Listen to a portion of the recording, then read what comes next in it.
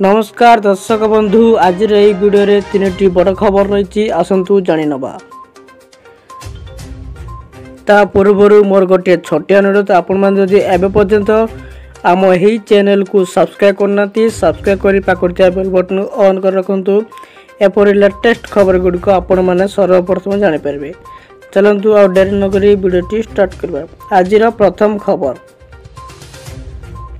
मोहन सरकार दशहरा बेटी सुभद्रा योजना को नहीं बड़ खबर सामना को आसिला। पुणी मिल टंका महिला खाता को जीव सुभद्रा योजना टंका पुणी लक्ष लक्ष महिला हेबे खुशी। गत सेप्टेम्बर 17 तारिख में सुभद्रा योजना शुभारंभ करते प्रधानमंत्री नरेंद्र मोदी। पुणी अक्टोबर 9 तारिख में आसव सुभद्रा टंका प्रथम किस्तिर द्वितीय पर्यायर अर्थ प्रदान करेंगे सरकार। बारिपदारू एहार शुभारंभ करेंगे मुख्यमंत्री मोहन चरण माझी। अक्टोबर 9 तारिख में अर्थात दशहरा रे महिला अकाउंट को टंका पठाइबा राज्य सरकार एने पूर्व घोषणा करचंती उपमुख्यमंत्री प्रभाती परिड़ा। कहते प्राय 40 लाख हिताधिकारी अकाउंट को जीव टंका। अक्टोबर 7 जाए पंजीकरण करथिले सेमानकु मिलिबो अक्टोबर 9 तारिख में सुभद्रा योजनार टंका। परवर्ती खबरटी चाषी आसिला बहुत बड़ा खुशी खबर। पीएम किसान टंका नहीं आसिला बहुत बड़ा अपडेट। आसंता अक्टोबर 5 रे चाषी को मिलिबो पीएम किसान टंका।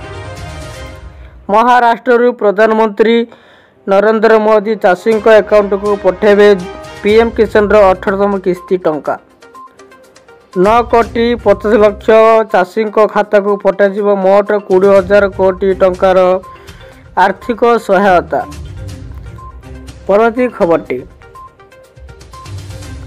गांधी जयंती रे ओडिशा को आउ एक बड़ उपहार देवे प्रधानमंत्री नरेंद्र मोदी। पीएम जनमन योजना रे ओडिशा आसीबे।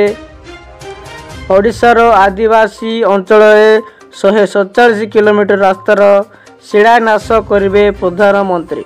देवगढ़ गजपति मोहना रायगढ़ बालीगुड़ा मालकानगिरी गुणपुर सुंदरगढ़ विभिन्न आदिवासी अंचल गमनागमन सुविधा निर्माण हेबो रास्ता।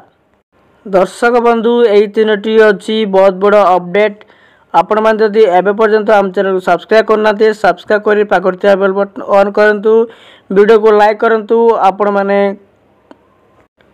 सुभद्रा टंका पाई कि नहीं ता कमेंट माध्यम रे जणांतु।